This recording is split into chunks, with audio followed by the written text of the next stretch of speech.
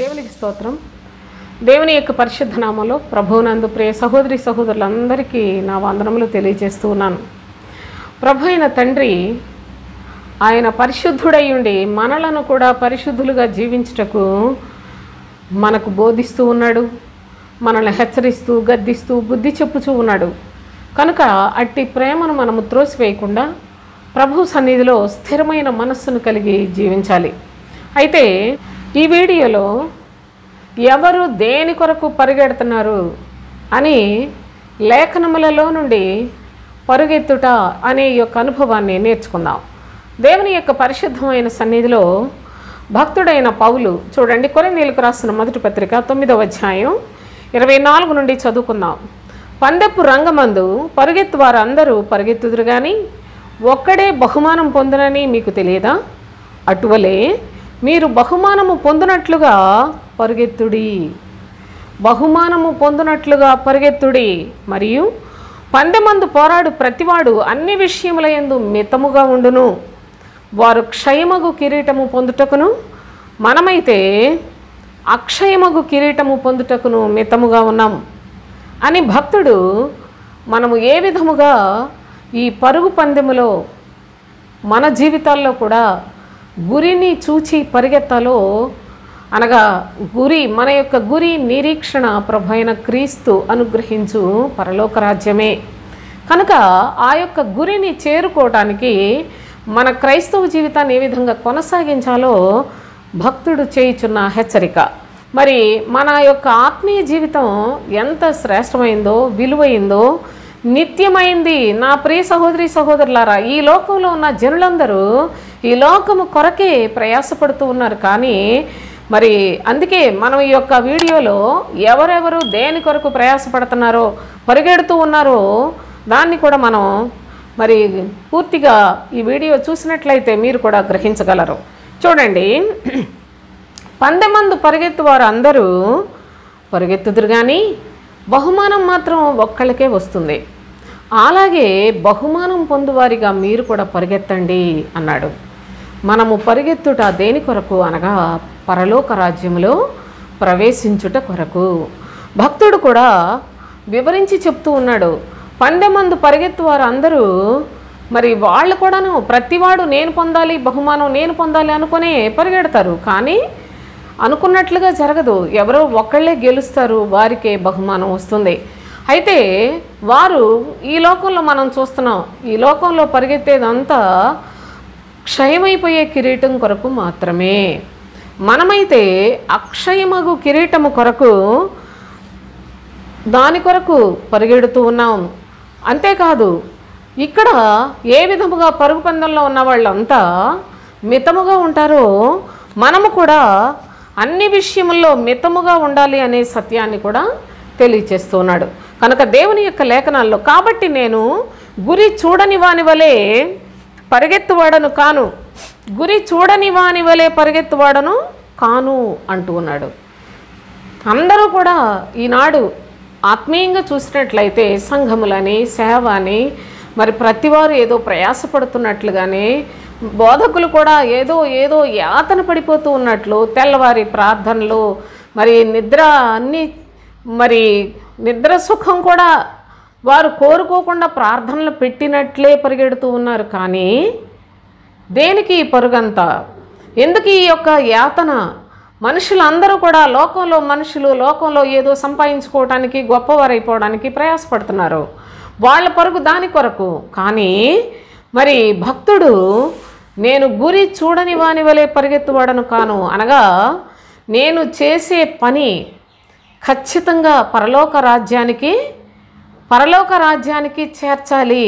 నేను ఎవరికైతే స్వార్థ చెప్తున్నానో వారందరూ కూడా పరలోకంలో ప్రభు సన్నిధిలో యుగయుగములు ఉండాలి. నేను వెళ్ళాలి. నేను ఎవరికైతే బోధిస్తున్నానో వారందరూ కూడాను పరలోకంలో ఉండాలి. అది నా యొక్క ప్రయాస. అందుకే పరుగు పందెంలో చాలామంది పాలు పొందుతారు, కానీ బహుమానం వచ్చేది ఒక్కరికే. అలాగూ బహుమానం పొందినట్లుగా మనము కూడా పరిగెత్తాలి అనే విషయాన్ని జ్ఞాపకం చేస్తూ ఉన్నాడు.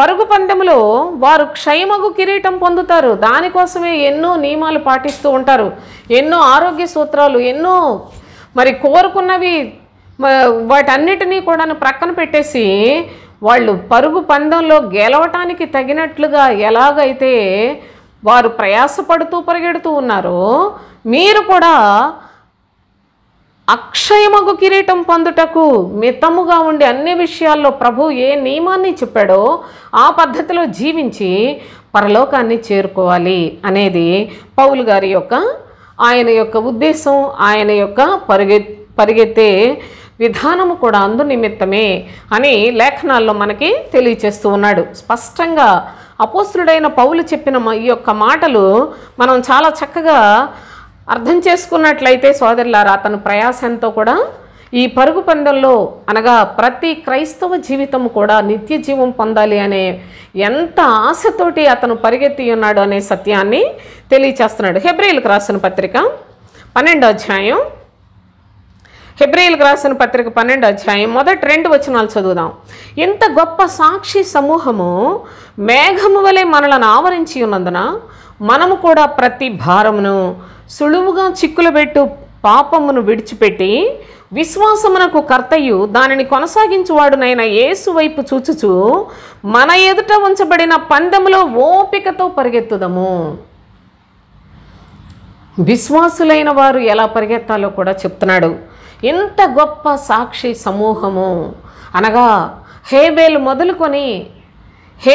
మొదలుకొని సాక్షులందరి గురించి హెబ్రీ పత్రిక 11వ అధ్యాయంలో వ్రాసి ఈ వీళ్ళందరినీ మనకు చూపిస్తూ అంటున్నాడు, ఎంత గొప్ప సాక్షి సమూహము మనలను మేఘము వలె ఆవరించి ఉన్నారు. అనగా మనకందరూ కూడా మేఘము వలె ఎందుకు ఉదహరించాడు అంటే, ఇదొక గొప్ప మేఘము. ఎందుకు ఉదహరించాడు ఇక్కడ అనగా వీళ్ళందరి ద్వారా మనం చాలా శ్రేష్టమైన సంగతులు నేర్చుకోవటానికి మంచి బోధకులండి వాళ్ళంతా. మేఘము అంటేనే మేఘము, నిర్జల మేఘము, మేఘముల మీద ప్రభువు ఆయన రాబోతూ ఉన్నాడనే సత్యాన్ని కూడా చెప్తాడు. మేఘము అంటే మరి బోధకుడు, సత్యమును ప్రకటన చేయు బోధకుడు. నిర్జల మేఘము అంటే అబద్ధ బోధకులు సోదరులారా. కనుక మీరు చూడండి, ఇంత గొప్ప సాక్షి సమూహము మేఘము వలె మనలను ఆవరించి ఉన్నందున మనము కూడా ప్రతి భారమును, ఈ లోకములో అన్ని భారయుక్తమైన జీవితంలో ప్రతీది కూడా భారయుక్తమైందే, కానీ సంతోషంగా ఉల్లాసంగా సరదాగా గడపడానికి ఏమి లేదండి క్రైస్తవ జీవితానికి.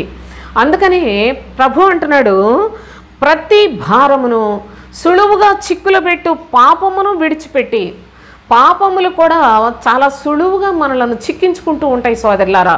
కనుక పాపము చేయువాడు, పాపము చేయించేవాడు, పాపమునకు అధికారి, మొత్తం సర్వలోకమును పాపులుగా తయారు చేయువాడు అపవాది. కనుక వాడు చాలా సులభంగా మనుషులను పాపాల్లో ఇరికిస్తూ ఉంటాడు. ప్రతి విధమైన చెడుతనంలో, అబద్ధంలో, మోసంలో, అన్యాయపు క్రియలలో సాతానుడు ఏదో విధంగా మనల్ని చిక్కుల్లో పెడతా ఉంటాడు. కనుక అందుకే ప్రతి భారమును సులువుగా చిక్కులబెట్టు పాపము విడిచిపెట్టి విశ్వాసమునకు కర్తయు దానిని కొనసాగించువాడునైన యేసు వైపు చూచుచు అన్నాడు. యేసు వైపు చూచుచు మన ఎదుట ఉంచబడిన పందెములో ఓపికతో పరిగెత్తుదము. మనము కూడా చాలా ఓపిక కలిగి ఉండి, ఓపిక అనే పదం నీకు చాలా శోధనలు ఉన్నాయి అనుకోండి, కృంగిపోవద్దు. చాలా కష్టాల్లో ఉన్నామనుకోండి, లేకపోయినట్లయితే ఏం పర్వాలేదు, ఇవన్నీ కూడా నాకు మేలే అనుకుంటూ ప్రతి దాంట్లో కూడాను మనలో మనమే, ఓపిక అనేది ప్రక్కళ్ళు ఇచ్చేది కాదు సోదరులారా, మనలో మనమే దాన్ని సంపాదించుకొని ఓర్పు కలిగి, సహనం కలిగి, నాకు న్యాయమే, ఏదైనా నాకు న్యాయం అనే విశ్వాసము కలిగి, విశ్వాసమునకు కర్త అయిన దాన్ని కొనసాగించువాడైన యేసు వైపు చూచుచు ఈ పందెములో మరి ఓపికతో పరిగెత్తుదము అంటున్నాడు. పరిగెట్టడానికి చాలా ఓపిక కావాలి. అనగా క్రైస్తవ జీవితంలో నిరీక్షణను కలిగి గురి యొద్దకు చేరుటకు ఏదో సరదాగా వెళ్ళేది కాదు సోదరులారా. ఇది ఇరుకు మార్గములో నుండి మనము ప్రయాణం చేయాలి. మన ప్రభువైన క్రీస్తు ఆయన సిలువను మనము వెంబడించాలి. కనుక క్రైస్తవ జీవితం అంటే అందరూ లోకంలో చాలా అదేదో దేవుడు దీవించాడు, ఆశీర్వదించాడు అని చాలా ఉల్లాసంగా బ్రతికేది అనుకుంటున్నారు. నా ప్రియ సహోదరి సహోదరులారా, నిజమైన క్రైస్తవ జీవితము ఇదంతా కూడాను సిలువ మార్గమే. ప్రయాసతో, శ్రమతోటి మనం అనేక శ్రమలను అనుభవించి దేవుని యొక్క రాజ్యంలో చేరాలి అనే సత్యాన్ని అపోస్తులు ప్రకటన చేశారు. కానీ ప్రస్తుత కాలంలో ఈ బోధకుల్లాగా దేవుడు నిన్ను దీవించాడమ్మా, గొప్ప చేశాడు అనుకొని ఏదో వాళ్ళ సరదాలకి, వాళ్ళ సంతోషానికి బోధించినట్లు, ప్రజలు కూడా వాటినే వెంబడించినట్లు పూర్వకాలంలో మరి ప్రభువు కానీ అపోస్తులు కానీ అసలు ఈ కాలంలో ఉన్న బోధకి పూర్తి వ్యతిరేకం అండి. మరి ఈ కడవరి దినాలు అంత అబద్ధ బోధకులు విస్తరించిపోయిన కాలం కనుక అందరూ కూడా శరీర సౌఖ్యాల గురించి ప్రార్థన చేసుకోవడానికి, శరీర అవసరతలే ఇక వీటికి వరకే, మనకు అన్నీ జబ్బులు రాకుండా, జబ్బులు మరి ఏది కూడా అసలు మనకు దరిచేరకుండా ఉండాలి అని ప్రార్థనలు చేస్తున్నారంటే చాలా విచిత్రంగా ఉంది. అన్నం తింటున్నాం కదా, మనం గడ్డి తింటలేదు సోదరులారా, అన్నం తింటున్నాం. కాస్త ఆలోచన చేయాలి, ఏది సత్యమా ఏది అబద్ధమా అని. వివేకము, వివేచన కలిగిన మనస్సును ప్రభువు తన పిల్లలకు అనుగ్రహిస్తాడు. జాగ్రత్త పడి అసలు ఈ ప్రార్థనలన్నీ దేని కొరకు చేస్తున్నారు? శరీరము దాని ఇచ్చలు నెరవేర్చుకుంటూ ప్రార్థన చేస్తున్నారు. శరీరము దాని మనస్సును సిలువేయండి అనేమో ప్రభువు చెప్తున్నాడు. ఎంత వ్యతిరేకంగా ఉన్నాయో మనుషుల బోధలకి ప్రభువు చెప్పిన మాటకు అసలు మీరు జ్ఞానం కలిగి ఆలోచన చేయండి. అందుకనే మనం సులువుగా చిక్కులు పెట్టు ప్రతి పాపమును వాటన్నిటినీ విడిచిపెట్టుకొని విశ్వాసమునకు కర్త అయిన క్రీస్తు వైపు, యేసు క్రీస్తును చూస్తూ మీ జీవితంలో ఓపిక తెచ్చుకొనియండి, పరిగెత్తండి అని చెప్తున్నాడు. అనగా క్రైస్తవ జీవితం అనేది ఒక పరుగు పందెంలాగా చెప్పాడు అపోస్తులైన పౌలు. ప్రభువును చూడండి, ఈ పరుగులో మీరు సాధించాలి అంటే, మీరు విజయం పొందాలి అంటే, లేక బహుమానం పొందాలి అంటే అపవాదిని జయించితేనే మనము విజయం పొందిన వారం కనుక మీకు చాలా ఓపిక అవసరము అని చెప్తున్నాడు. దేవుని యొక్క పరిశుద్ధ లేఖనాల్లోనే మరి యొక్క అనుభవాన్ని మనం చూసుకున్నట్లయితే కీర్తనల గ్రంథం 119వ కీర్తన 32వ వచనం చదువుకుందాం. నా హృదయమును నీవు విశాలపరచునప్పుడు నేను నీ ఆజ్ఞల మార్గమున పరిగెత్తెదను అంటూ ఉన్నాడు భక్తుడు. ప్రభువా, నీవు నా హృదయాన్ని విశాలపరచు. నా హృదయము, అసలు హృదయం చూస్తే ప్రభు ఏం చెప్పాడు? హృదయం అన్నిటికంటే మోసకరమైంది, అది ఘోరమైన వ్యాధి కలది, దాన్ని గ్రహింపగలిగిన వాడు ఎవడు అని చెప్పాడు. అలాంటి హృదయము ప్రభువును అంగీకరించి మార్పు చెందినట్లయితే ఆ హృదయములో దేవుని యొక్క ఆజ్ఞలు నిలిచి ఉండాలి. కనుక భక్తుడు అడుగుతున్నాడు, ప్రభువా నా హృదయమును నీవు విశాలపరచుము, అప్పుడు నేను నీ ఆజ్ఞల వెంబడి పరిగెత్తేదను. అనగా నా హృదయం అంతకంతకు నిన్ను గురించి చాలా మంచి ఆసక్తి కలిగి ఉండాలి, విశ్వాసం కలిగి ఉండాలి, పట్టుదలతోటి, నిరీక్షణతోటి నేను ప్రభువును వెంబడించే అలాంటి మనసు దినదినము నాలో వృద్ధి పొందాలి. భక్తుడు అడుగుతున్నాడు, నా హృదయమును నీవు విశాలపరిచినట్లయితే నీ ఆజ్ఞల వెంబడి నేను పరిగెత్తేదను అన్నాడు. మన యొక్క జీవితాల్లో ప్రభు యొక్క ఆజ్ఞల వెంబడి పరిగెత్తువారిగా బ్రతకాలండి. మన హృదయాన్ని ప్రభువు విశాలపరచాలి అంటే నా ప్రియ సహోదరి సహోదరులారా, మనలో దేవుని ఎడల అత్యాసక్తి కలిగి ఉండాలి. కేవలము దేవుని యొక్క లేఖనములలో మన హృదయాన్ని స్థిరపరచుకోవటానికి దినదినము మన హృదయము ఆయన దయకు పాత్రమైనట్లుగా, అనగా ప్రభు దృష్టికి యోగ్యత కలిగిన మనస్సును, హృదయాన్ని మనము సంపాదించుకోవాలి. ఆయన కనుల దృష్టిలో మనము ఆయన ప్రేమకు యోగ్యులుగా బ్రతుకున్నట్లుగా దీన మనస్సుతో బ్రతకాలి. అలాంటప్పుడే ప్రభు మన హృదయాన్ని విశాలపరుస్తాడు. అప్పుడే మనము ఆయన యొక్క ఆజ్ఞల వెంబడి పరిగెత్తగలము, అనగా ఆయన చిత్తానుసారముగా జీవించగలము, ఆయన మాట మీద అపేక్షతోటి బ్రతకగలము. నీ వాక్యమును నేను ప్రేమించుచున్నాను, నీ వాక్యము నాకు తేనె కంటే, జుంటి తేనె ధారల కంటే మధురముగా ఉంది ప్రభువా అని భక్తుడు వాక్యాన్ని ఎంత రుచి చూచాడో దయచేసి చూడండి. మనము ఆ స్థాయికి వెళ్ళాలి అంటే మరి అది దేవుని కృప మనకి ఎంతవరకు ఉందో నాకు తెలియదు. కానీ అయితే దేవుని యొక్క సన్నిధిలో మొదటిగా ఆయన యొక్క ఆజ్ఞల వెంబడి మనము పరిగెత్తాలి. అనగా ఆయనే నాకు సర్వస్వం, ఆయనే నా ప్రాణాధారం, ఆయన వెనకాలే నేను కూడాను వెళ్ళాలి అని అతి మరి ఆసక్తితోటి మన యొక్క క్రైస్తవ జీవితం కొనసాగించుకోవాలని ఈ లేఖనముల మూలముగా ప్రభు మనకు తెలియచేస్తూ ఉన్నాడు. యెషయా గ్రంథం 40వ అధ్యాయంలో చూడండి, ప్రభు ఇక్కడ కూడా మనల్ని ఏ విధంగా హెచ్చరిస్తూ ఉన్నాడో చూడండి. యెషయా గ్రంథం 40వ అధ్యాయం 31వ వచనం చదువుకుందాం. యెహోవా కొరకు ఎదురు చూచువారు నూతన బలము పొందుదురు, యెహోవా కొరకు ఎదురు చూచువారు నూతన బలము పొందుదురు, వారు పక్షిరాజుల వలె రెక్కలు చాపి పైకెగురుదురు, అలయక పరిగెత్తుదురు, అలయక పరిగెత్తుదురు, సొమ్మసిల్లక నడిచిపోవుదురు అంటున్నాడు. అలసిపోకూడదు సోదరులారా. దేవుని కొరకు ఎదురు చూచేవారు అసలు అలసిపోరండి.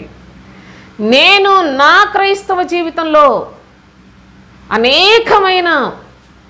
అనేకమైన శోధనలు, ఇబ్బందులు, శ్రమలు, ఎన్నో కష్టాలు నాకు కలిగినప్పుడు ఎప్పుడూ కూడాను ఏంటో దేవుని నమ్ముకున్నాను, నాకు ఇలాంటి పరిస్థితులు వచ్చినాయి నేను ఎప్పుడు అనుకోలేదండి.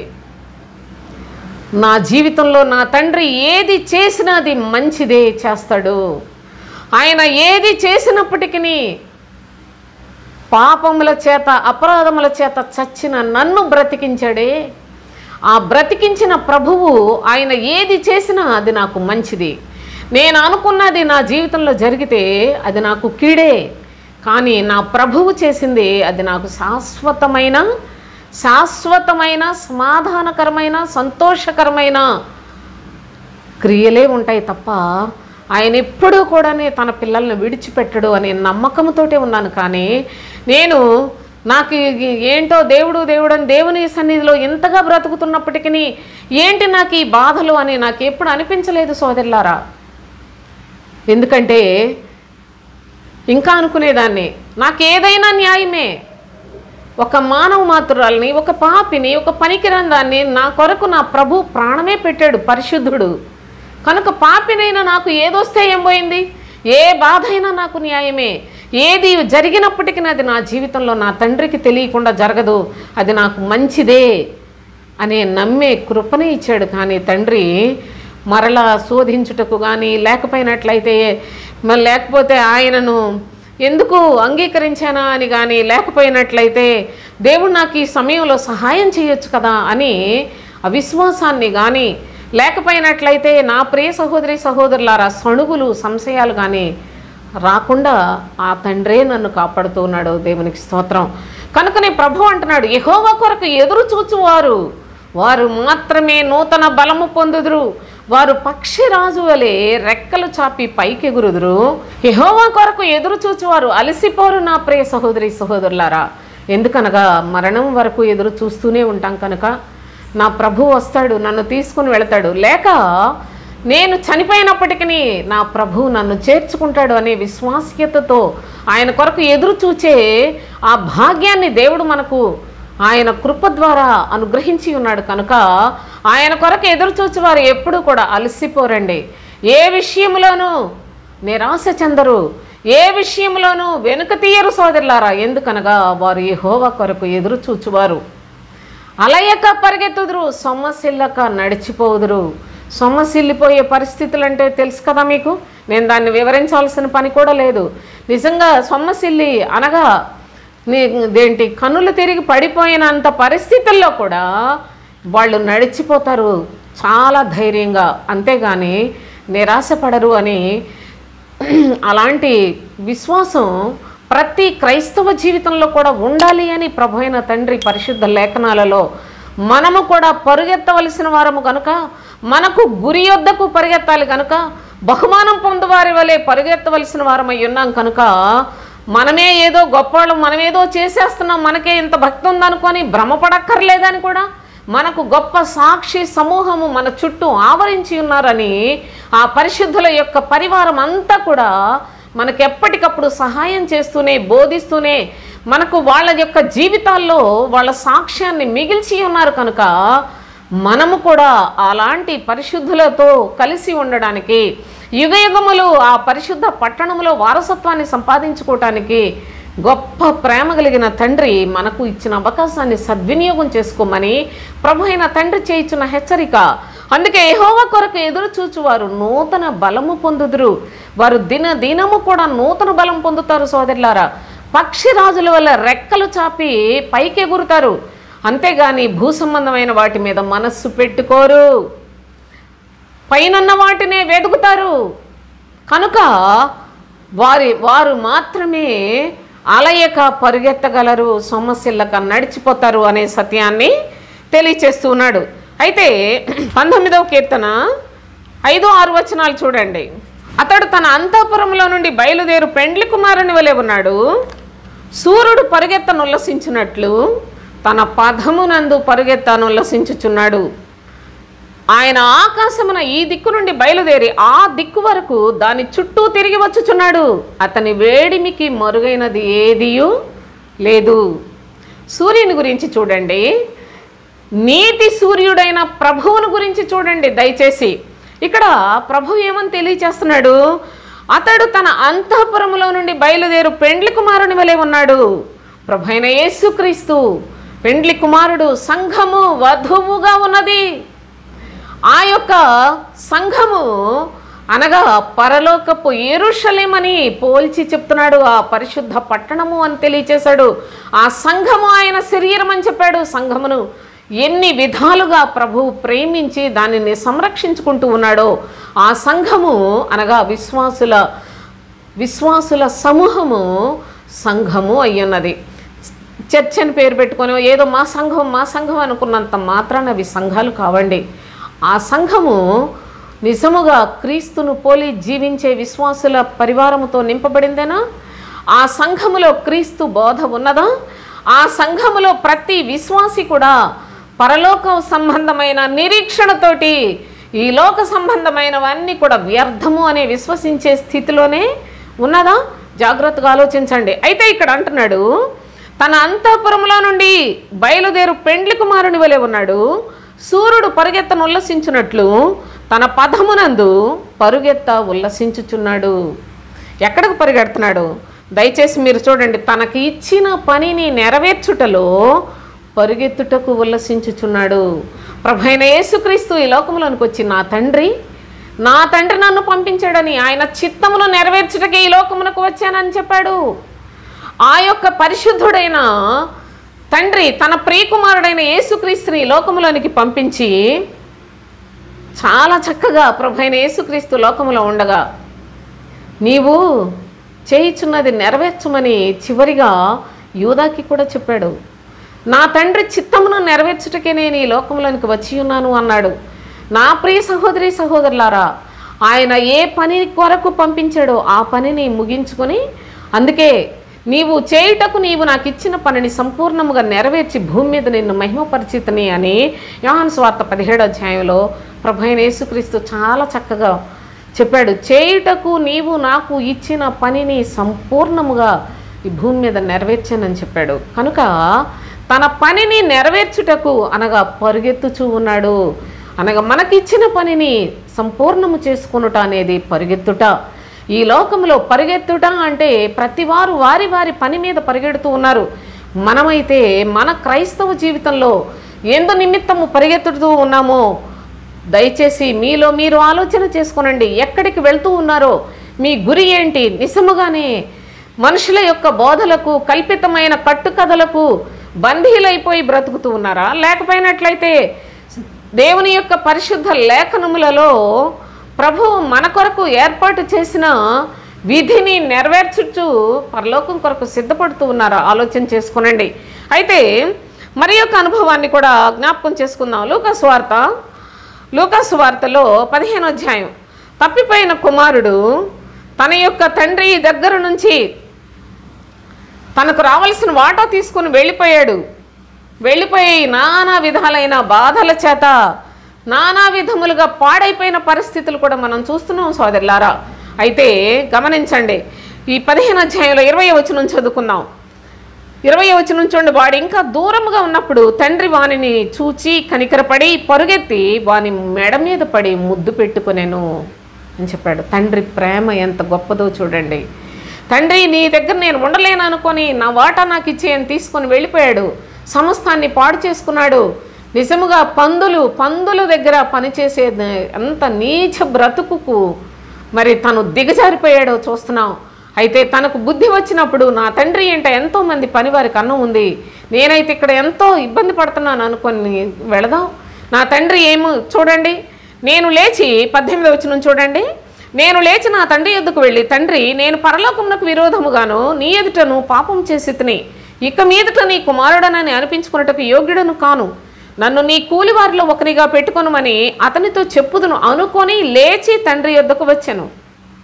వాడు ఇంకా దూరముగా ఉన్నప్పుడే తండ్రి వాడిని చూచి కనికరపడి పరుగెత్తి వాని మెడ మీద పడి ముద్దు పెట్టుకొనెను. తండ్రి కూడా పరుగెత్తుకుంటూ తన కుమారుని దగ్గరకు వెళ్ళి తన ప్రేమను వ్యక్తపరిచినట్లుగా కూడా చూస్తున్నాం. తండ్రికి కుమారుని ఎడల ఎట్టి ప్రేమ ఉందో, ఎందుకు పనికిరాని మన యొక్క జీవితాల్లో మనలను అత్యధికముగా ప్రేమించిన తండ్రి ఆయన ప్రేమ నీ కొరకు పరలోకములో నుండి దిగి వచ్చి తన పనిని తాను నెరవేర్చి అనగా మన కొరకు ప్రాణం పెట్టి ప్రేమ చూపించిన ఎంతకన్నా ప్రేమ, ఇంతకన్నా నిస్వార్థమైన ప్రేమ, ఇంతకన్నా పవిత్రమైన ప్రేమ లోకంలో ఎవరి దగ్గర మీరు చూడగలరు, ఎవరు మీకు ఇవ్వగలరు? అలాంటి ప్రేమ మీరెక్కడ పొందగలరు సోదరులారా? కనుక ఇలాంటి క్రీస్తు ప్రేమ మనకు కూడా దొరికినందుకు ఆయన పరిగెత్తుకుంటూ వచ్చి తప్పిపోయిన కుమారుడు మెడ మీద పడి ముద్దు పెట్టుకొని తనను చేర్చుకున్నట్లుగా దేవుని యొక్క పరిశుద్ధ గ్రంథంలో మనం చూస్తూ ఉన్నాం. అయితే ఈ యొక్క అనుభవాలన్నీ కూడా జాగ్రత్తగా మనం ఆలోచన చేసినట్లయితే ఇక్కడ మనకు పరుగు పందెములో గురి యొద్దకు పరిగెత్తే పద్ధతి, సాక్షి సమూహాన్ని చూచుకొని యేసు వైపు చూస్తూ పరిగెత్తవలసిన విధానాన్ని, అంతేకాకుండా మనము ఆయన ఆజ్ఞల మార్గములో పరిగెత్తే చక్కని క్రైస్తవ జీవితాన్ని, అలయక పరిగెత్తే పద్ధతిని మరి దేవుని యొక్క సన్నిధిలో మనం ఇవన్నిటినీ కూడా చాలా జాగ్రత్తగా గమనించాం. అయితే చూడండి, మరి యొక్క విశేషమైన సంగతిని కూడా లేఖనాల్లో మనం చూద్దాం. పేతురు రాసిన మొదటి పత్రిక 4వ అధ్యాయంలో, పేతురు రాసిన మొదటి పత్రిక 4వ అధ్యాయం 3-4 వచనాలు చదువుకుందాం. మనము పోకిరి చేష్టలు, దురాశలు, మద్యపానము, అల్లరితో కూడిన ఆటపాటలు, త్రాగుబోతుల విందులు, చేయదగని విగ్రహ పూజలు మొదలైన వాటి యందు నడుచుకొనుచు అన్ని జనుల ఇష్టము నెరవేర్చుచుండుటకు గతించిన కాలమే చాలును. అపోస్తుడైన పేతురు చెప్తున్నాడు, ఇష్టానుసారంగా బ్రతికారు గత కాలములో, గతించిన కాలములో. ఎలాంటి బ్రతుకు చూడండి, పోకిరి చేష్టలు చేశారు, దురాశలతోటి, మద్యపానముతోటి, అల్లరితో కూడిన ఆటపాటలతో, త్రాగుబోతుల విందులు, చేయదగని విగ్రహ పూజలు మొదలైన వాటి యందు నడుచుకుంటూ అన్యజనుల ఇష్టమును నెరవేర్చుకుంటూ గతించిన కాలమంతా బ్రతికిన బ్రతికిక చాలే. అపరిమితమైన దుర్వ్యాపారమందు చూడండి, అపరిమితమైన ఆ దుర్వ్యాపారము అన్నాడు. ఆ దుర్వ్యాపారమునందు తమతో కూడా మీరు పరిగెత్తకపోయినందుకు వారు ఆశ్చర్యపడుచు మిమ్మల్ని దూషించుచున్నారు.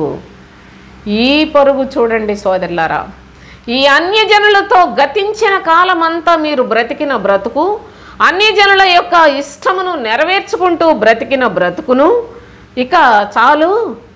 అయితే అపరిమితమైన ఆ దుర్వ్యాపారము అన్నాడు. ఈ దుర్వ్యాపారము ఇదొక చెడ్డ బ్రతుకు, ఇదొక చెడ్డ వ్యాపారం అండి. ఈ దుర్వ్యాపారము అనగా దేవునికి చాలా చాలా మరి కోపం తెప్పించే బ్రతుకులు. వీటన్నిటిలో నుండి, ఇలాంటి చెడ్డ క్రియలలో నుండి బయటకు వచ్చారు. అన్ని జనుల ఇష్టం అంతా ఇంతవరకు నెరవేర్చుకున్నారు, మీరు బ్రతికారు. ఇక ఆ యొక్క జీవితానికి మీరు అంతటితోటే ముగింపు పలికి ఇప్పుడు దేవుని యందు భయభక్తులు కలిగి జీవిస్తూ ఉంటే, ఈ యొక్క జీవితాన్ని చూస్తున్న ఈ ప్రజలంతా ఏంటి మీరు ఎన్నాళ్ళు మాతోటి కలిసి ఉన్నారు, ఇప్పుడు ఎందుకు మాతోటి రావడం లేదు? ఇన్నాళ్ళు మాతోటి కలిసిమెలిసి ఉన్నారు, మేము చేసిన పద్ధతులకు, మా పూజలకి, మా యొక్క ఆచారాలకు అన్నిటికీ కూడా కలిసిమెలిసి ఉన్నారు. అయితే ఇప్పుడు ఎందుకని మేము పిలిస్తే రామంటున్నారు అని చూడండి, అపరిమితమైన దుర్వ్యాపారమందు తమతో కూడా పరిగెత్తకపోయినందుకు వారు ఆశ్చర్యపడుచు మిమ్మల్ని దూషించుచున్నారు అన్నాడు. ఆశ్చర్యపడుతున్నారట. వారితో పరిగెత్తకపోయినందుకు అనగా వారి చెడుతనంతో మనం ఏకీభవించకపోయినందుకు వారు మనలను దూషిస్తూ ఉన్నారు. ఇదేంటి, ఇంత బాగా మాతో కలిసిమెలిసి ఉండేవాళ్ళు ఎలాగైపోయారు అని ఆశ్చర్యపడుచు మిమ్మల్ని దూషించుచున్నారు. కనుక ఈ లోకములో ఉన్న మనుషుల యొక్క ప్రవర్తన చూడండి. ఒకప్పుడు మనము కూడా లోకముతో పాటుగా అన్ని అవలక్షణాలు, అన్ని అసహ్యమైన కార్యముల్లో బ్రతికిన వారమే. కానీ ప్రభు అయిన క్రీస్తు ఆయన పరిశుద్ధుడు గనుక ఆయన సన్నిధికి వచ్చిన మన యొక్క జీవితాల్లో అనేకమైన అసహ్యకరమైన క్రియలన్నిటినీ విడిచిపెట్టి ఎంతో మార్పు చెంది మారు మనసు పొంది ప్రభుపక్షముగా ఆయన యొక్క ఆజ్ఞలకు భయపడి ఆయన ఆజ్ఞల వెంట పరిగెత్తే జీవిత విధానాన్ని ఏర్పాటు చేసుకొని బ్రతుకుదామంటే నిజముగా ఈ జనుల యొక్క వారి యొక్క చెడుతనం చూడండి. వాళ్ళతో కలిసి ఉండట్లేదని వాళ్ళు మనలను దూషించే పరిస్థితులు అయినప్పటికీ దేనికి మనం భయపడాల్సిన పని లేదు. వాళ్ళతో రావటం లేదని, వాళ్ళ పద్ధతులకి ఏకీభవించటం లేదని వాళ్ళు మనల్ని చెడుగా మాట్లాడినప్పటికీ, వారు మనలను దూషించినప్పటికీ మనం దేనికి భయపడక ప్రభువు యందు నమ్మకస్తులుగా జీవించడానికి నిశ్చయిత కలిగిన వారిగా ఉండాలని అపోస్తులుడైన పేతురు హెచ్చరిక చేస్తూ ఉన్నాడు. దేవుని యొక్క సన్నిధిలో ఈ దుర్వ్యాపారము అన్నది ఎంత చండాలపదో ఒకసారి ఆలోచన చేస్తే మనం చదువుకున్నాం ఇంతకు మునిపే. తప్పిపోయిన కుమారుడు తాను కూడా దుర్వ్యాపారం వల్ల సమస్తాన్ని పాడు చేసుకున్నాడు అని లేఖనాల్లో మనం చూస్తాం సోదరులారా. ఒక్కసారి ఆలోచన చేసి మీరు కూడా గమనించినట్లయితే లూకాసువార్త 15వ అధ్యాయం ఒక్కసారి చూడండి. 13వ వచనం చదువుదాం. కొన్ని దినములైన తరువాత ఆ చిన్న కుమారుడు సమస్తమును కూర్చుకొని దూరదేశమునకు ప్రయాణమైపోయి అచ్చట తన ఆస్తిని దుర్వ్యాపారము వలన పాడు చేసెను. దుర్వ్యాపారం అనేది పాడు చేస్తుందా, బాగు చేస్తుందా? దుర్వ్యాపారం వలన తప్పిపోయిన కుమారుడు పాడైపోయాడు సోదరులారా. ఈ లోకములో అన్య ప్రజల ఇష్టములు నెరవేర్చుకునే బ్రతుకంతా కూడా పాడైపోయే బ్రతుకే. వీళ్ళు ఏదో అనుకుంటున్నారు, మనం చాలా చాలా తెలివైన వాళ్ళమే, చాలా మేధావులమే, మనకంతా లోకంలో మంచి బాగా కలిసి వస్తుంది, లోకంలో బాగా సంపాదించుకుంటున్నాం, మంచి పూజలు చేసుకుంటూ ఉన్నాం, మనకన్నీ కూడా మనం అనుకున్నవి జరిగిపోతున్నాయి, చక్కగా త్రాగుతున్నారు, విందులతో విలాసాలతో ఆటపాటలతోటి అల్లరితో కూడిన ఆటపాటలతోటి ఆహా ఎంత ఆనందంగా మనం బ్రతుకుతున్నాం. ఆ మాడు మొక్కలు వేసుకొని ఆ యొక్క అన్ని బోడి మొక్కలు వేసుకొని నానా చండాలంగా బ్రతుకుతున్నారు వాళ్ళని మనలను వాళ్ళు మాట్లాడుతూ ఉన్నారు. నా ప్రియ సహోదరి సహోదరులారా, చాలా జాగ్రత్తగా ఆలోచించేయండి. ఈ లోకములో అన్నదంతా కూడా దుర్వ్యాపారమే. బ్రతుకుతున్నాం అనుకుంటున్నారు కానీ బ్రతుకుల ముగింపు ఏంటో, వారి ఆత్మలు వెళ్ళే చోటు ఏంటో వాళ్ళకి అర్థం కావటం లేదు. ఎవరైనా సరే దేవుని యొక్క దయలో ఉన్నట్లయితే వాళ్ళు మాత్రమే ఈ సంగతులు గ్రహించగలరు. కానీ మన మట్టుకు మనము జాగరూకులమై బ్రతకటానికి ప్రభు మనకు అనుగ్రహించిన కృప చొప్పున సత్యమును జాగ్రత్తగా పరిశీలన చేయండి, గ్రహించండి సోదరులారా. లోకములో ఉన్నదంతా దుర్వ్యాపారమే. ఈ దుర్వ్యాపారం పాడు చేసేదే కానీ మనుషులను బాగు చేయదు. ఈ విగ్రహ పూజలు లేకపోయినట్లయితే ఈ దురాశలన్నీ కూడా వాళ్ళు అలాగున్నారు, మాకు ఇలా ఉండాలి, వాళ్ళు అలా మేము అలా సంపాదించుకోవాలి, ఎక్కడికి వెళ్ళిపోతారండి. సంపాదించుకోవటం అనేది నా ప్రియ సహోదరి సహోదరులారా ఏదో జనాలు అదేదో గొప్పతనం అనుకుంటున్నారు. కానీ ధనము విస్తరించుట కీడికే కానీ అది మేలుకు కాదు అని సృష్టికర్త సెలవిచ్చిన మాట. ఈ ధనం వల్ల నానా విధమైన దురాశలు, పాపం, నిజంగా ఎంత చెడుతనం ఉందంటే డబ్బులో ఆ డబ్బును ప్రేమించే వాళ్ళందరూ కూడా పతనమైపోవడమే మీరు చూస్తారు. ఏనాడైనా ప్రభు యొక్క లేఖనములలో ధనవంతుడుకు క్షేమంగా ఉన్నది మీరు చూడగలరా? ధనవంతులు అయ్యుండి కూడాను వారు గుడారాల్లో నివసించారు మన పితరులు. నా ప్రియ సహోదరి సహోదరులారా, ధనవంతులు అనుభవించవలసిన భోగాలన్నీ అనుభవిస్తున్న మోషే ఈ లోకములో ఈ పాప భోగములు అనుభవించుట కన్నా దేవుని యొక్క ప్రజలతోటి శ్రమ అనుభవించటం మేలు అనుకున్నారు. భక్తులయ్యారండి వాళ్ళు.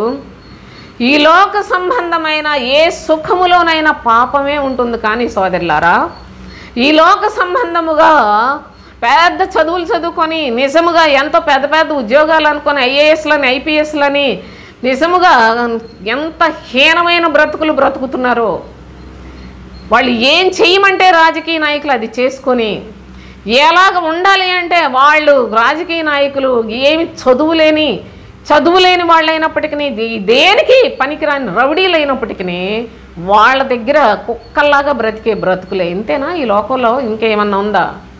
బాగా ఆలోచన చేసుకోండి. దేవుని యొక్క సన్నిధిలో నీతిని అనుసరించి జీవించు వారిని సృష్టి అంతా గిరగిర తిరిగి ఎలాంటి పరిస్థితులు సంభవించినప్పటికీ దేవుని పిల్లలు సురక్షితముగా భద్రముగా ప్రభు చేతిలో కాపాడబడతారు. జ్ఞాపకం పెట్టుకోనండి. ఆయన యొక్క అంతఃపురములో భద్రముగా ఉంటారు సోదరులారా. ఆయన యొక్క రెక్కల క్రింద భద్రంగానే ఉంటారు. కానీ ఈ లోకస్తులకు ఆశ్రయమేది? ఈ లోకస్తులకు క్షేమమేది? వాళ్ళందరూ చెడిపోవటానికే చాలా రంగులేంటో, ఆ రంగులు పూసుకొని బ్రతకడం ఏంటో, ఈ లోకంలో వాళ్ళ యొక్క వెకిలి మాటలేంటో, ఈ లోక సంబంధముగా సినిమాలని ఆ చండాలపు బ్రతుకులు అంత యవనస్తులందరినీ సర్వనాశనం చేసే ఈ లోక సంబంధమైన చెడు జ్ఞానం అంతా, ఈ లోక జ్ఞానము దేవుని దృష్టికి వెర్రితనమని చెబితే ఒక అతనికి ఎక్కడో బాధ వచ్చేసింది. అయితే మనందరం వెర్రోళమైనా అంటున్నాడు. సత్యం చెబితే ప్రజలకు అంగీకరించడం చాలా కష్టమండి. సత్యమైన మాట నిన్ను బ్రతికిస్తుంది, నిన్ను నిలబెడుతుంది, నిన్ను తల ఎత్తుకొని తిరిగే గౌరవప్రదమైన జీవితాన్ని అందిస్తుంది. కానీ లోకాన్ని నమ్ముకున్నాడు రోజు రోజుకి క్షీణించి, ధనమును నమ్ముకున్నాడు పాడైపోతాడు, లోకాన్ని నమ్ముకున్నాడు నశించిపోతాడు. దినమునకు మట్టిలోనికి దేనికి పనికిరాని దిక్కుమాలిన చావులోనికి వెళ్ళిపోవటానికే. కానీ దేవుని యొక్క పిల్లలు, ప్రభువునందు విశ్వాసం ఉంచిన వారు ఈ లోకములో పడిపోయినప్పటికీ, నలిగిపోయినప్పటికీ, కృంగిపోయినప్పటికీ ప్రభు యొక్క మహిమలో చూస్తారు ఒక దినాన వారిని. దేవుని పిల్లలు ఎక్కడ, ఈ లోకం ఎక్కడ? నా ప్రియ సహోదరి సహోదరులారా, ప్రభువు మీద మనస్సు పెట్టండి. దుర్వ్యాపారం ఉంది ఈ లోకంలో, దానిలోనే పడి కొట్టుకులాడిపోతున్నారు. బ్రతకనివ్వదు ఈ లోక అధికారి అపవాది అని మర్చిపోకండి. వాడికి దేవుడు ఎప్పుడో తీర్పు తీర్చేశాడు. వాడు తీర్పు తీర్చబడి కూడా లోకంలో మనుషుల చేత, యజ్ఞానుల చేత పూజించబడి, సేవించబడి, దేవుని యొక్క పనికి ఎంత భయంకరమైన అవరోధాలను కలిగించే ఒక శక్తిగా లోకంలో చలమణైపోతున్నాడు. అపవాది వాడి యొక్క తంత్రములను తెలుసుకోకపోయినట్లయితే నీవేం క్రైస్తవురాలివి, నీవేం క్రైస్తవుడివి? దేవుని యొక్క సత్యాన్ని గమనించండి. ప్రభు యొక్క సన్నిధిలో ఈ లోకములో ఉన్నదంతా దుర్వ్యాపారమే. శరీరాశ, నేత్రాశ, జీవపడము, ఈ మూడు ఎవరిలో ఉంటే వాళ్ళు అంతే. వాళ్ళ జీవితం ఇక మరి ఎప్పటికీ కోలుకోలేనంత పతనమైపోతుంది. కానీ ప్రస్తుతం బాగున్నట్టు అనిపిస్తుంది సోదరులారా, కానీ దాని యొక్క ఫలితం చాలా ఘోరమైంది. ప్రభు అయిన తండ్రి మనకు అందుకనే దుర్వ్యాపారము ఛాయలకు వెళ్ళొద్దు అని తన పిల్లలకు తెలియచేస్తున్నాడు. ఇది అందరు నమ్ముతారా? ఎవరైతే ప్రభు యొక్క మాటను నమ్ముతారో, యెహోవా కొరకు ఎదురు చూస్తారో వారు మాత్రమే విశ్వసించే మనస్సు కలిగిన వారు కనుక వారికి తెలియచేస్తున్న సంగతులు. అంతేకాకుండా ఎఫెస్సి పత్రికలో కూడా అపోస్తులైన పౌలు ఒక విషయాన్ని చెప్తాడు, గమనించండి. చూడండి, ఎఫెస్సి పత్రిక 5వ అధ్యాయం 18వ వచనం చూడండి. మరియు మద్యముతో మత్తులై ఉండకుడి, దానిలో దుర్వ్యాపారము కలదు అన్నాడు. దుర్వ్యాపారము అంటే లోకములోనే కాదు, మద్యముతో మత్తులై ఉండకుడి అన్నాడు. మద్యముతో మత్తులై ఉండకుడి అంటే ప్రభువుని నమ్ముకున్న వాళ్ళు, సంఘాల్లో ఉన్నవాళ్ళు త్రాగుబోతులా, మద్యం త్రాగేవారా? కాదు సోదరులారా. అనగా మద్యము అంటే ప్రభు చెప్పాడు కదా, బబులోను చేతిలో ఒక పాత్ర, బంగారపు పాత్ర ఉంది. ఆ పాత్రలో ఏముందో తెలుసా?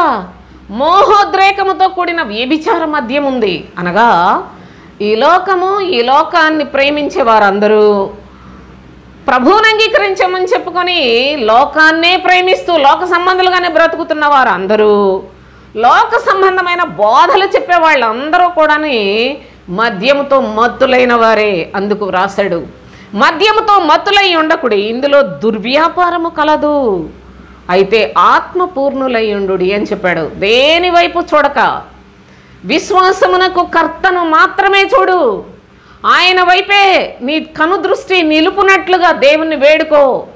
అందు నిమిత్తము ఉపవాసమే ఉంటావో, లేకపోయినట్లయితే శరీరాన్ని నలగొట్టుకుంటావో, లేక లోకములో ఉన్న కోరికలన్నీ చంపేసుకొని ఏ విధముగా ప్రభు కొరకు జీవిస్తావో నీ నిర్ణయము నీదే. ప్రభువు మీద మనసు పెట్టుకొని ప్రభు కొరకే ఆధారపడి ప్రభువు మీద పూర్ణ హృదయముతో భయముతో వణుకుతో బ్రతికే విధానంలో నీవు జీవించాలని ఆశిస్తావో అట్టి వారికి చెప్తున్నాడు.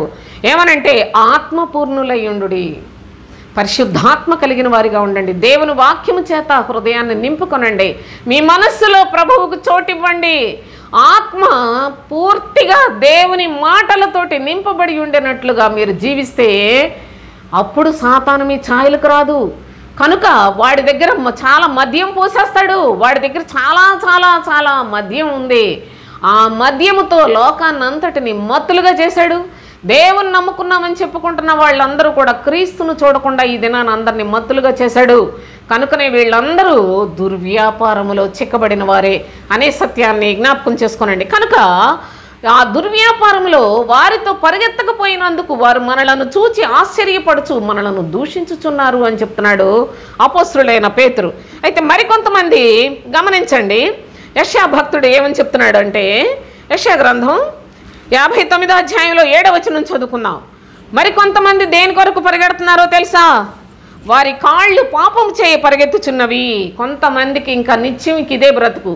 వారి కాళ్ళు పాపము చేయి పరిగెత్తుచున్నవి, నిరపరాధులను చంపుటకు అవి త్వరపడును, వారి తలంపులు పాపహేతుకమైన తలంపులు, పాడును నాశనమును వారి త్రోవల్లో ఉన్నవి. వారి కాళ్ళు పాపము చేయ పరిగెత్తుచున్నవి. చాలామంది పరిగెడుతూ ఉన్నారు. ఎవరెవరు దేని కొరకు పరిగెడుతున్నారు జాగ్రత్తగా లేఖనాలను చూడండి. మీ హృదయములలో ప్రభు యొక్క మాటను విశ్వసించండి. వారి కాళ్ళు పాపము చేయ పరిగెత్తుచున్నవి. ఎవరు అనుకుంటున్నారు?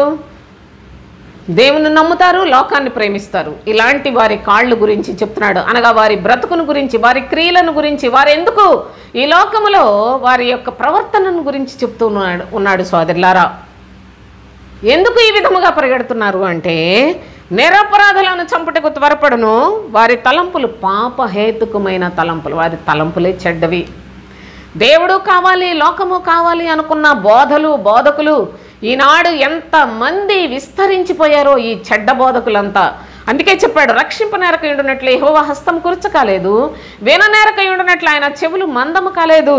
మీ పాపములు మీకును, మీ దోషములు మీకును మీ దేవునికి అడ్డుగా వచ్చేయట. మీ పాపములు ఆయన ముఖమును మీకు మరుగుపరచను అని చెప్తున్నాడు. అందుకే మీ ప్రభువు మీ ప్రార్థనలు ఆలకించటలేదు. అంతేగాని ఆయనకు చెవులు మందం కాదు. లేకపోయినట్లయితే ఆయన చేతులు ఏమి కురచైన చేతులు కాదు అని భక్తుడు చాలా తేటగా తెలియచేస్తూ, దేవుడు దేవుడు అని ప్రార్థన చేస్తున్నారే, దేవా మాకు సహాయం చేయమని అడుగుతున్నారే, కానీ మీరు దేవుని మీద మనసు పెట్టిన వారు కారు. నోటితో దేవుడు అంటారు, క్రియలతో ప్రవర్తనతో దేవుని ఎరగమన్నట్టు బ్రతికే అక్రమ బ్రతుకులు బ్రతుకుతున్నవారు. అంతేకాదు అబద్ధపు బ్రతుకులు బ్రతుకుతున్నారు. లోకాన్ని స్నేహిస్తూ దేవుని యొక్క మనుషులుగా మీలో మీరే మోసగించుకుంటూ బ్రతుకుతున్నారు. అట్టి వారితో చెప్తున్నాడు, వారి కాళ్ళు పాపము చేయ పరుగులెత్తుచున్నవి అని చెప్పాడు. చూడండి, సామెతల గ్రంథం 28వ అధ్యాయంలో 17వ వచనం చూడండి. ప్రాణము తీసి దోషము కట్టుకున్నవాడు గోతికి పరిగెత్తుచున్నాడు. ప్రాణము తీసి ఎంత చక్కగా చూడండి, వాడి మట్టుకు వాడు పెద్ద మనగండు అనుకుంటాడు, హత్య చేసి మనగండు అనుకుంటాడు. ప్రాణము తీసి దోషము కట్టుకునిన వాడు గోతికి పరిగెత్తుచున్నాడు. నా ప్రియ సహోదరి సహోదరులారా, లోకంలో హంతకులను చూస్తున్నాం. ఏమీ కాకుండా మనుషుల్ని భయంకరంగా కొట్టుకోవడాలు, రక్తాలు కారున్నట్లు కొట్టుకోవడాలు, వీళ్ళంతా కూడా మా సామాన్యమైన దుర్మార్గులు కారు. వీళ్ళంతా ప్రాణము తీసి దోషము కట్టుకొనిన వారు అని లోకములో అలాంటి మనుషుల గురించి చూస్తున్నాం. అయితే ప్రభువునందు ప్రాణాన్ని తీసే పని ఎవరు చేస్తున్నారో తెలుసా? క్రీస్తును బోధించని వారందరూ, అనగా పరలోక సంబంధమైన బోధను చేయని వారందరూ, కేవలము లోకంలో దీవిస్తాడు ఆశీర్వదిస్తాడని చెప్పే దొంగ బోధలు చేసే వాళ్ళందరూ ప్రాణము తీసి దోషము కట్టుకొనిన వారే. నా ప్రియ సహోదరి సహోదరులారా, చాలా జాగ్రత్తగా చూడండి. ఎందుకనగా మీరు ఒకటి, అదేంటి దేవుడు దీవించాడు ఆశీర్వదించాడు, మరి లోకంలో బ్రతుకుతున్నాం కదా, మరి మనకు దీవెనలో ఎన్ని కావాలి కదా, ఇదేంటి ఇంత ఘోరంగా చెప్తున్నారు అనుకుంటున్నారేమో. గమనించండి, ప్రభువు మొట్టమొదటి మనుషుడైన ఆదాముతో నేను చూపించే ఈ చెట్టు ఫలాన్ని తినొద్దు అన్నాడు. మీరు ఏదైనా తినొచ్చు, కానీ ఇది మాత్రం తినొద్దని, మంచి చెడు తెలివినిచ్చు వృక్ష ఫలాన్ని తినొద్దని చెప్పాడు. తింటే చచ్చిపోతారని చెప్పాడు. కానీ వెంటనే అపవాది హవ్వ దగ్గరకు వచ్చి చెప్తుంది, మీరు ఇది తింటే చచ్చిపోరని చెప్పింది.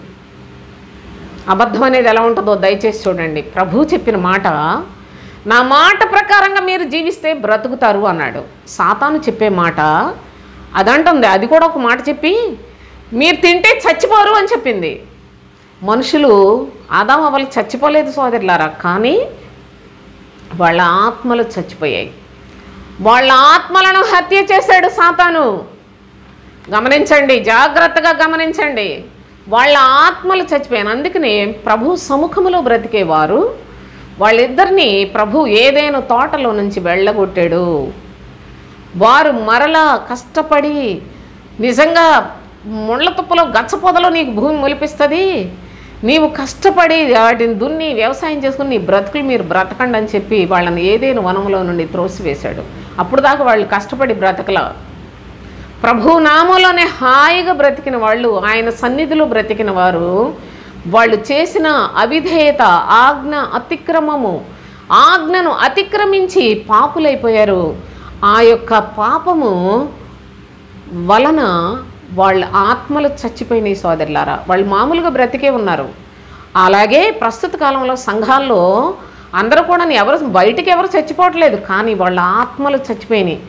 దేవుని పని అనగా ఆత్మలను బ్రతికించుట ప్రభు యొక్క పని, ఆత్మలను చంపుట సాతాను చేసే మోసం. కనుక ఈ భేదం మీరు తెలుసుకోకపోయినట్లయితే మీ జన్మలో మీరు ఎంత మోకాళ్ళు అరిగిపోయేలాగా ప్రార్థన చేయండి, మీ జీవితంలో మీరు దేవుని చేరుకోలేరు అని ప్రభువే చెప్తున్నాడు. ప్రభువా ప్రభువా నన్ను పిలిచేవాడు నా రాజ్యానికి రాడు, పరలోకమందున్న నా తండ్రి చిత్త ప్రకారంగా చేయండి, అనగా నా వాక్యమును అనుసరించి జీవించండి, నా ప్రియకుమారుని యందు విశ్వాసం ఉంచండి, ఆయనయే మీకు నిత్య జీవం ఇస్తాడని చెప్పాడు. వీటి గురించి నేను విపరీతంగా చాలా లేఖనాలు నా చాలా వీడియోస్లో మీరు వినగలరు సోదరులారా, శ్రద్ధ ఉంటే. అయితే దేవుని యొక్క కృప చేత ప్రభు ఇక్కడ ఏమని చెప్తున్నాడు చూడండి. ప్రాణము తీసి దోషము కట్టుకున్నవాడు, అనగా క్రీస్తును గురించి బోధించకుండా, క్రీస్తు బోధను బోధించకుండా మనుషులను హత్య చేయువారు బోధకులే. అందుకే వీళ్ళందరికీ నరహంతకులు అని పేరు. నరహంతకులారా అని ప్రభు పిలిచిన పిలుపు, దానంతటి గురించి చెప్పాలంటే మీరు పాత వీడియోస్లో ఉంటుంది సోదరులారా, ప్రస్తుతం చెప్పాలంటే చాలా టైం పడుతుంది. చూడండి, వాళ్ళందరినీ వాళ్ళు దోషములు కట్టుకున్నవారు, విశ్వాసులు అని పొగుడుతారు. కానీ సోదరులారా, విశ్వాసం అంటే ఏంటో ప్రతి మాటకు బైబిల్లో అర్థం ఉంది. అర్థం లేని ఒక తలకట్టు, ఒక అక్షరం, ఒక సున్నా ఎక్కడ లేదు పరిశుద్ధ గ్రంథంలో. కనుకనే ఆయన చెప్తున్న మాట, ప్రాణం తీసి దోషము కట్టుకుని వాడు గోతికి పరిగెత్తుచున్నాడు.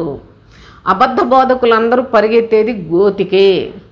క్రీస్తు బోధను బోధించని వాడందరూ కూడా అబద్ధికులే. ఈ అబద్ధికులందరూ ప్రాణము తీయువారే. ప్రాణము తీస్తే అది ఊరికనే పోతుందో, దోషాలు అయిపోతాయి. ఈ దోషములు చేసిన వాళ్ళందరూ కూడా గోతికి పరిగెడుతూ ఉన్నారు. ఎవరును అట్టి వారిని ఆపకూడదు అన్నాడు. ఎవరు కూడా అట్టి వారిని ఆపకూడదు అంటే, ఆ గోతికి పోయేవాడిని బాబు ఎందుకు గోతికి వెళ్ళిపోతున్నావు అనేసని నన్ను ఎవరు ఆపకండి, వాడి గోతికి వెళ్ళడమే కరెక్ట్ అని సృష్టికర్త దేవుని యొక్క అభిప్రాయాన్ని మహాజ్ఞాని సొలొమోను తెలియచేస్తూ ఉన్న సంగతులు. ఇక చివరిగా నేను ఒక విషయాన్ని మీకు తెలియచేయాలి అని ఆశిస్తూ ఉన్నాను. చూడండి, ఈ విధముగా ఎవరెవరు దేనికి దేనికి పరిగెడుతూ ఉన్నారో మనం జ్ఞాపకం చేసుకుంటూ ఉన్నాం. మరి కీర్తనల గ్రంథం 59వ కీర్తనలో 3-4 వచనాలు చదువుకుందాం. నా ప్రాణము తీయవలనని వారు పొంచి ఉన్నారు. చూడండి, నా ప్రాణము తీయవలనని వారు పొంచి ఉన్నారు. యెహోవా, నా దోషమును బట్టి కాదు, నా పాపమును బట్టి కాదు, ఊరకయే బలవంతులు నా పైన పోగుబడి ఉన్నారు. నా యందు ఏ అక్రమము లేకున్నను వారు పరుగులెత్తి సిద్ధపడుచు ఉన్నారు. దేవునికి స్తోత్రం. ప్రభు తన భక్తులకు ఎంత ఆదరణ కలుగు చేసే వాక్యాన్ని పెట్టాడో దయచేసి చూడండి. నేను అసలు ఏ దోషం నేను చేయలేదు, అంతేకాదు ఏ విషయంలో కూడా నేను పాపము కూడా చేయలేదు, కానీ నా ప్రాణము తీయవలనని వారు పొంచి ఉన్నారు.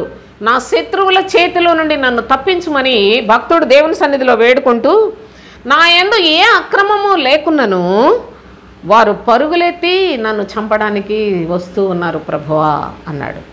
ఎవరు ఈ శత్రువులు? ప్రాణ శత్రువులండి వీళ్ళు. నా ప్రాణ శత్రువులు అని ఎంత తేటగా తెలియచేశాడంటే, నా శత్రువుల చేతిలో నుండి నన్ను తప్పించుము అని మాట్లాడుతూ ఉన్నాడు. నా ప్రాణము తీసేవాడు ప్రాణానికి శత్రువు కాదా? ప్రాణాన్ని తీయాలని ఇరుగు పొరుగు వాళ్ళు అనుకుంటున్నారా? లేకుంటే మన బంధువులు ఎవరన్నా అనుకుంటున్నారా? లేకపోయినట్లయితే మన పిల్లలు ఎవరన్నా అనుకుంటున్నారు మనల్ని చంపేయాలని? లేదు సోదరులారా.